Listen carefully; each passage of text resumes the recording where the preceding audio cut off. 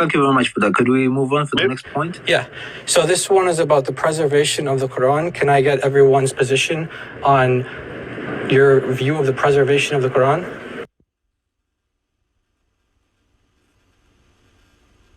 What's the question? I'm not getting you. I'm asking what your view is on the preservation of the Quran. Do you believe that it's been preserved? And if so, what does it mean to be preserved? Obviously, you have a question. Go ahead and ask. What's your question? Yeah, I need to know your position before I can ask a question. So do you believe that the Quran has been preserved? And if so, what does that mean to you? Yes, the Quran has been preserved. It's a scripture. Okay, what else you want? Okay, what does preservation mean to you? Do you believe in like letter for letter preservation? What do you believe in? Is this a semantics game you like to play with us? Come on. I'm sorry? I didn't get that. As it was revealed to Prophet Muhammad alayhi salatu wassalam, till this day, the Quran stands preserved, unchanged, word for word, letter. Okay. But the I can predict to you, he's going to go to Sabat Ahruf. Watch. Go ahead. Okay, well, since you brought up that, what does that mean, first of all? Can you tell me what that means? How did I guess that, Jay? Do you think I've been around the block for the first time? 45 years, nobody's come up with the argument before? You brought it up. You're the first one to come up with this new discovery. Yeah, so you brought it up. I'm just going by what you're saying. I was going to go somewhere else. Listen, your question, again, believe me, 45 years, I can smell a mischief maker from 16 kilometers away, which equals 10 miles in imperial systems, okay? But it has been answered over and over and over again. If you had come with good faith, you would have found the answer by now. And let me now ask you first, what do you understand from Ahruf? Yeah, well, the Muslim consensus is that there's no answer. Muslims don't know what it means. You have over 30 opinions. Jalaluddin As-Sayuti says there are over 35 opinions for what Ahruf means. So what do you think Ahruf means, since you brought it up? Yeah, Sheikh Mahdi, yeah. Sidi, go ahead and answer him because I am exhausted after 6 years, 6 hours. 45 years and you don't know the answer to what Ahruf means? Listen, brother, honestly speaking, you are coming up with a loaded question, which is a very easy answer. Before you, many others came, digging a hole for themselves and falling in it, okay? Oh, holes. Now, Brother Mahdi, listen, calm down, listen, relax. Well, you mentioned holes. Relax. I thought of Yasir Qadhi. I thought of Yasir Qadhi when you said holes. Relax, please relax. Brother Mahdi, go ahead.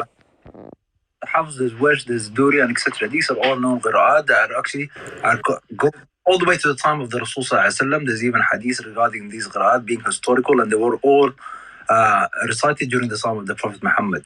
Now, what's the question? Okay, so you believe that the ones you just mentioned, the specific readings you just mentioned, do you believe that those are the Ahruf?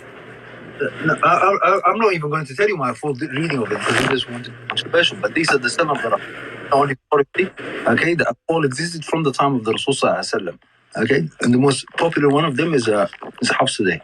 Okay, so is it your position that the 7 Ahruf are the 7 Qira'at? Is that what you believe? I'm just talking about qira'at. You go and ask somebody else about Ahruf. Oh, that's. I mean, Abu Jamal brought up the Ahruf, so I want to know what you guys think it means. You're going to ask this, but I recognize the 7 qira'at, and that's that. Full stop. Okay, and you also mentioned that it goes back to a hadith. So there's no hadith that mentions anything about the qira'at. Only the Ahruf. If you want to for you that there are actually several qira'at during the time of the Rasul Sallallahu Alaihi Wasallam, and he all acknowledged during his lifetime. These are not things that came. Are you sure about that? You said there's a hadith about the 7 qira'at? Yeah, yes, there are. Do any Muslims want to correct him? No, I'm sure. Mr. 45 years, you want to correct him? Why don't you bring your evidence? Why don't you... Okay. Listen, little boy, Mr. J, you know what? Honestly, I'm right now not home, and I told before you appeared on the scene that I'm driving and I'm walking and I'm stopping. I'm getting signals, sometimes not.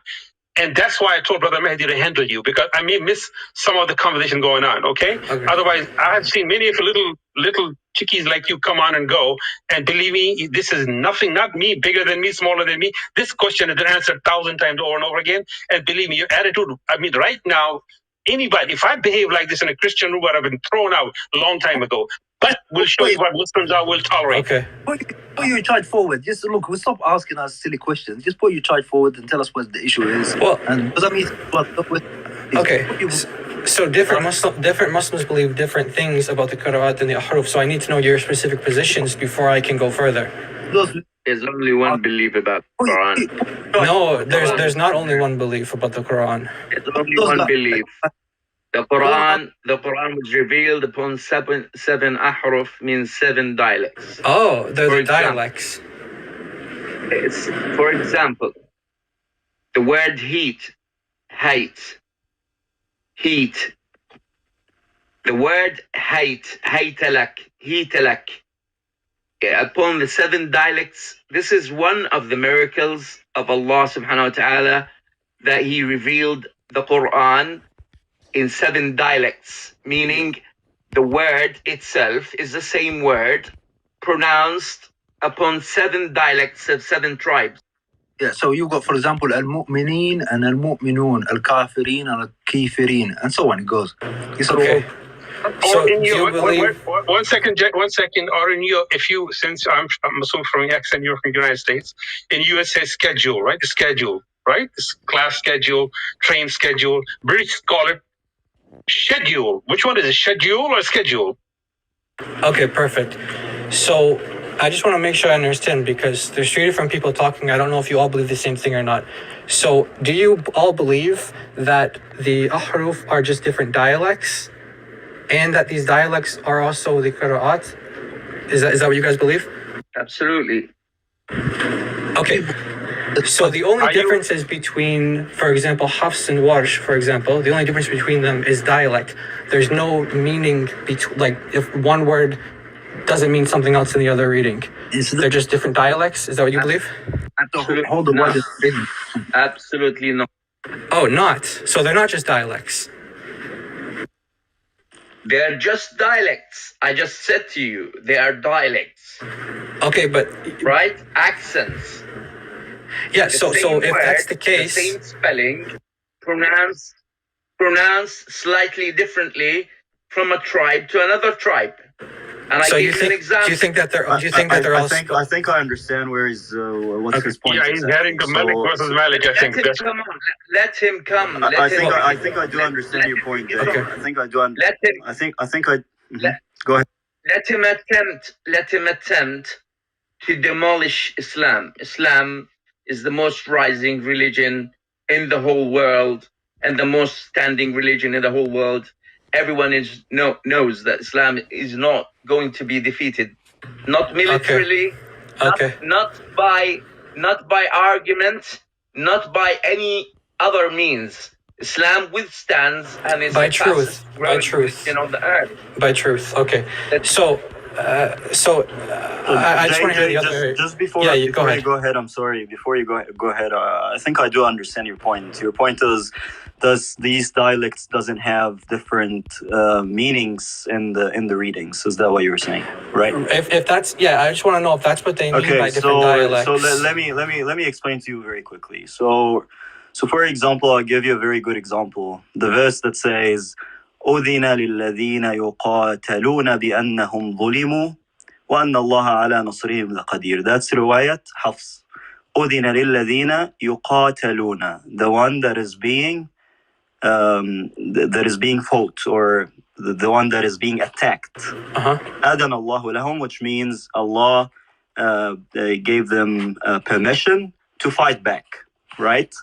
So that's one way of reading it. In riwayat, for example, قالون عن نافع, it says أذن للذين يقاتلون, the one who fights. Then God here permits the one who fights. Then we have now 2 different, right? I would say 2 different meanings. Not dialects, though, right? No. But let me just explain my point very, very quickly. So the first meaning, it says Allah permits the one that is being attacked to fight back. The other meaning says Allah permits the ones who are fighters to fight back, right? But the thing is, with all these readings, there is no contradictions in the meaning.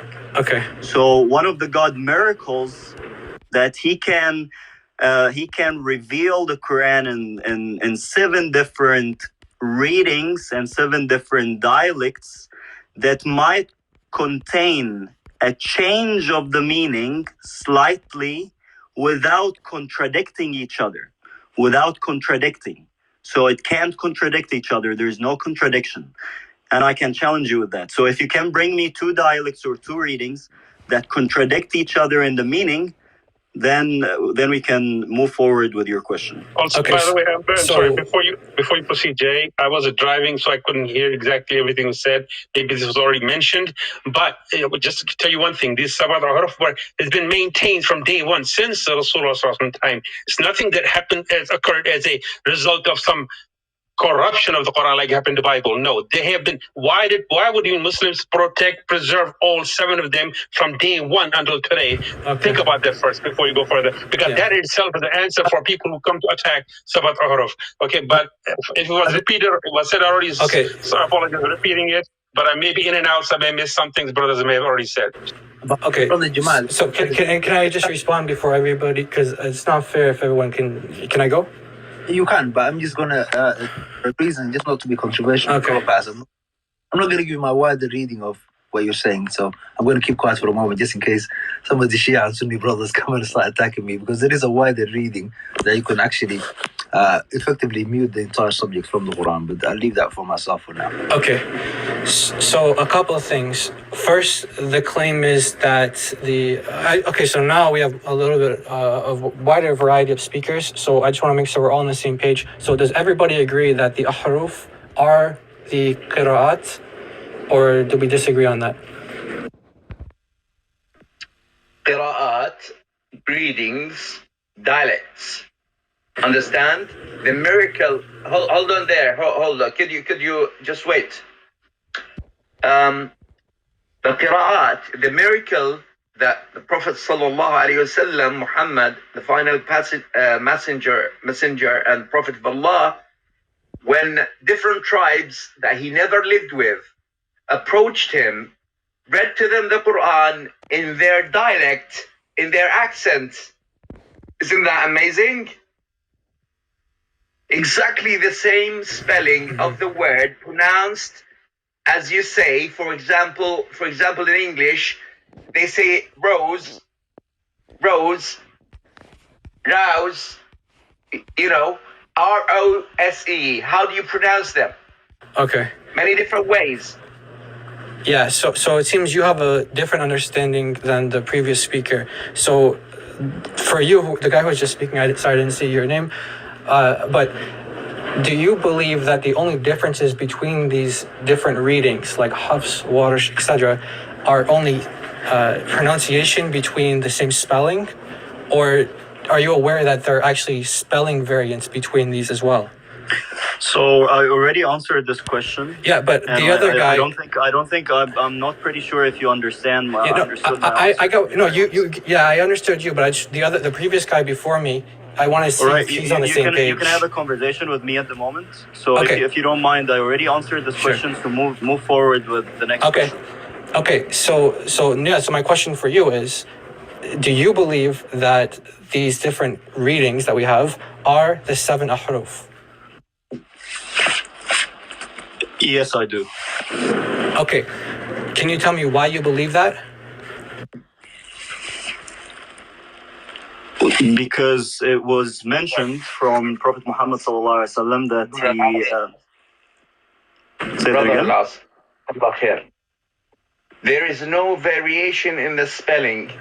The variation... There is. I can give you verses if you want. Come on. Show me. Okay. Maybe I can message you privately. I'm not sure how to... I'm kind of new to this application, so I don't know how to give... No, you give me, since you brought it up in public and in open, come up with it, please. Yeah, I have it. I have it. You regard it as a liar and a time waste. Yeah, I have it. So, for example, just off the top of my head, there are some like in Hafs and Warsh, you can have the difference. Some of them will read the word as kathir, and the other one will read it as kabir. So this is a different. These are different letters. Okay. Yeah. Thank you very much, Brother Jay. I think my point was very clear. My point was very, very, very clear. I'm aware of what you're saying, and my point it seems was very you are clear aware, that but the other ones aren't aware. You will have exactly the same meaning. Okay. And there is no contradictions in the verse itself, neither the meaning. Okay, but you're at a different level. You're at a different level than these other people. I want to make sure we're all on the same page. Otherwise, me and you are going to be having a conversation that not everyone's following. Can we have the reference of the verse, please, and the word? And where is the writing source? By the way, and I actually choose not to talk about this because I'm going to be controversial. And because I will go directly to the Quran and actually prove the case. But I don't want to be controversial. Earlier I was talking about the stoning issue, and I had to be a controversy, so I'm going to keep quiet on controversial issues. But there is an answer, an emphatic answer in the Quran as to this issue scenario. But I'll leave the other brothers to go with the tradition. Right, so Brother Jay, did you hear my answer? Brother Jay? Yeah, sorry. I just changed my profile picture for the guy who was asking for a reference, so everyone can just, I don't know if it updated or not, but Yeah, but I think it's cropped, so we can't actually see the... It's too small? Okay, okay. Pixelated probably, okay.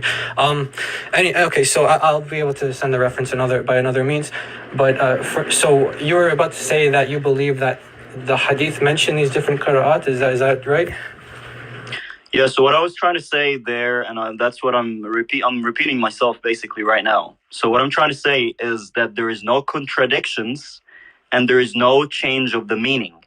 So if you can bring contradictions or change of the meaning, then you have a point. But there is no point there because there is no contradiction in the meaning or change.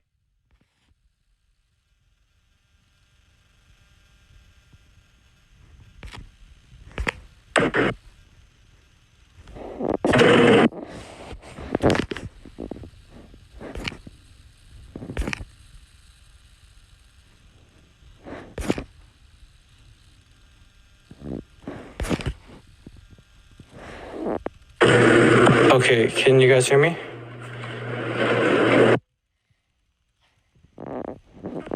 You're hearing. Okay, sorry about that. For something glitched or something happened. I wasn't able to hear the last part of what he said. Something about contradictions, but I just wanted to know specifically, do you believe that the Qira'at are the Ahruf from the hadith or not, before we can move on to whether the contradictions or not?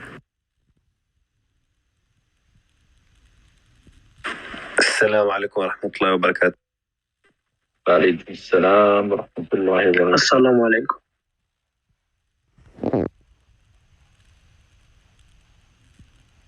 Okay, maybe he had to step away. I'm not sure. So, Abu Jamal, are you still there? I know he said he was driving, so just wanted to see if he was there because I wanted to respond to something that he said earlier.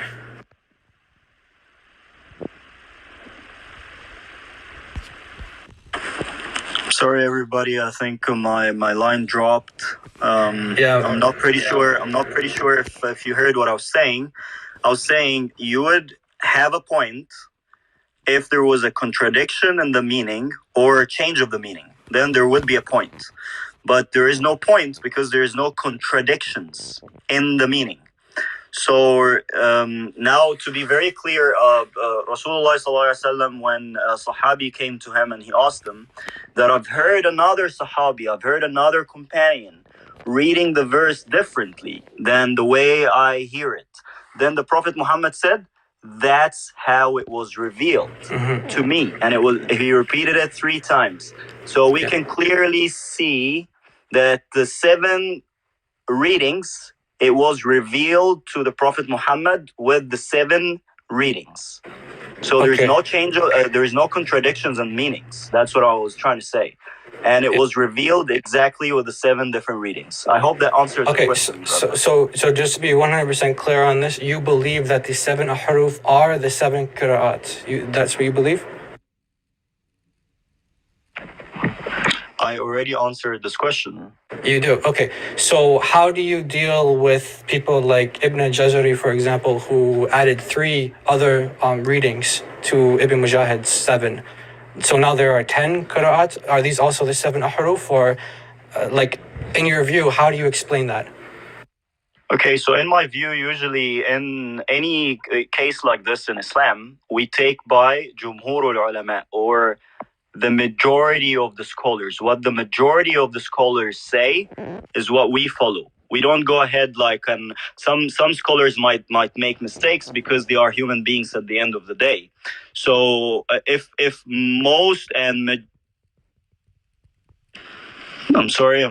Yeah. So I was saying if majority and most and 99% of the scholars agree on something, and then there's one scholar that is basically disagreeing, then we go with the majority of the scholars.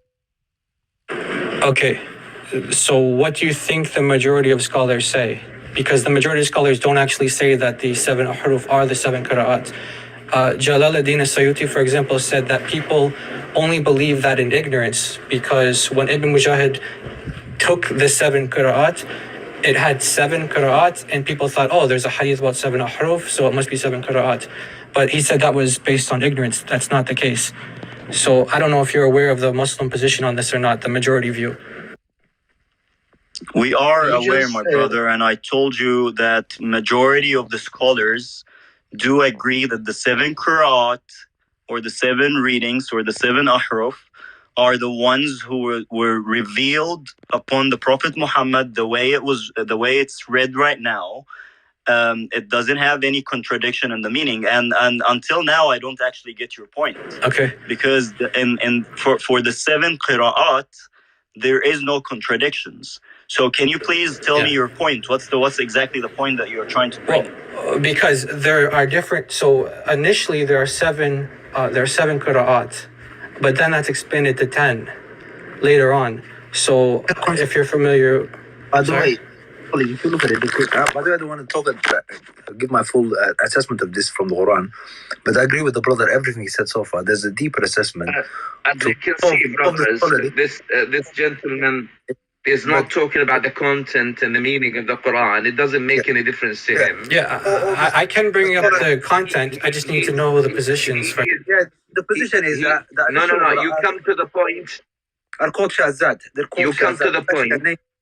There's a name for them. It's called Shazat, basically. Yeah, Shawaz. Come to the main point that you're trying to that you're trying to make.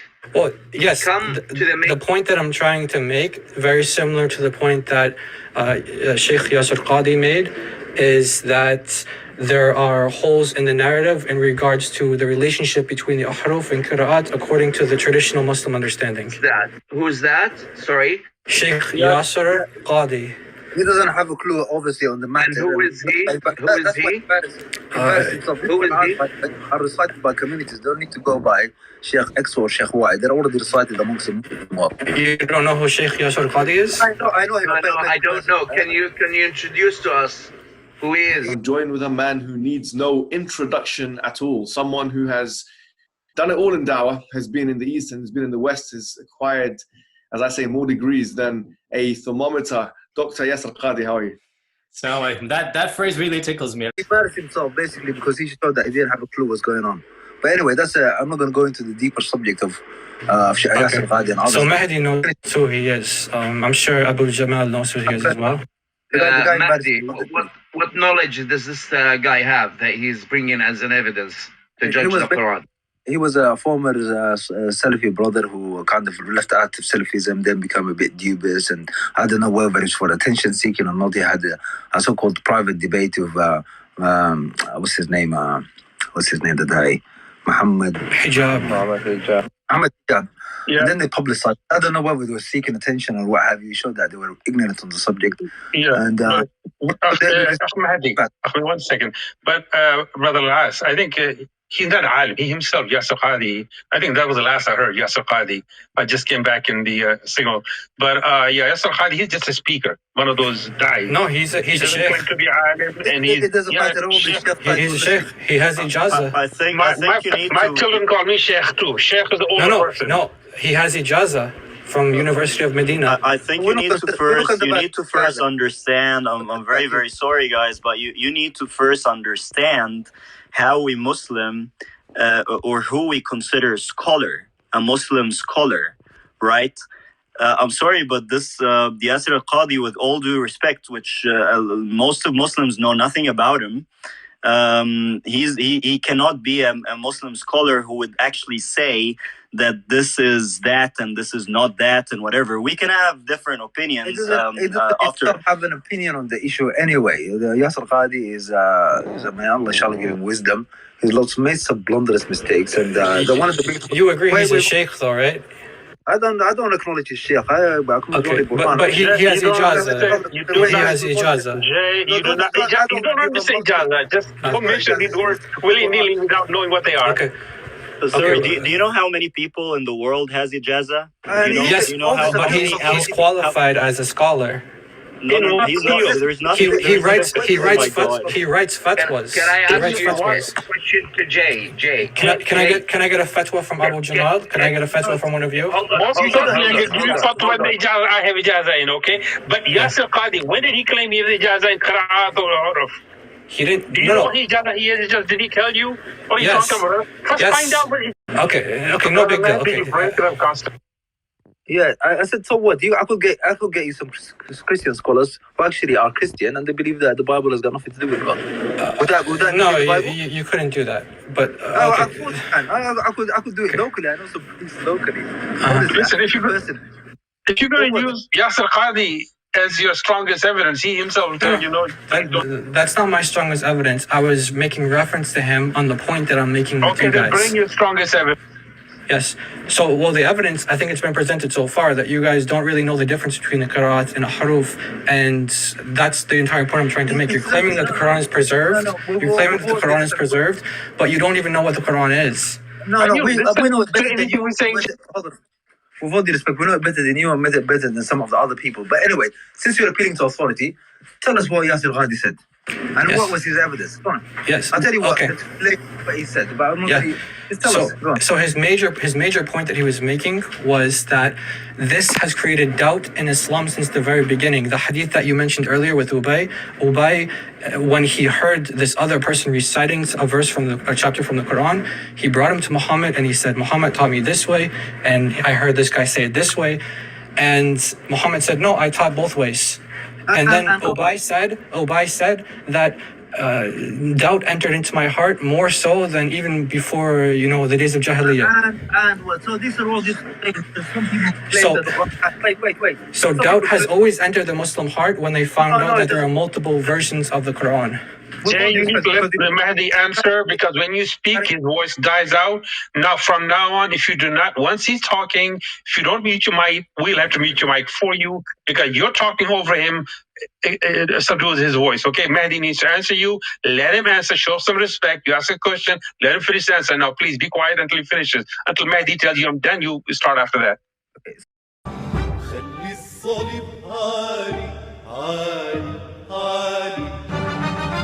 دم المسيح غالي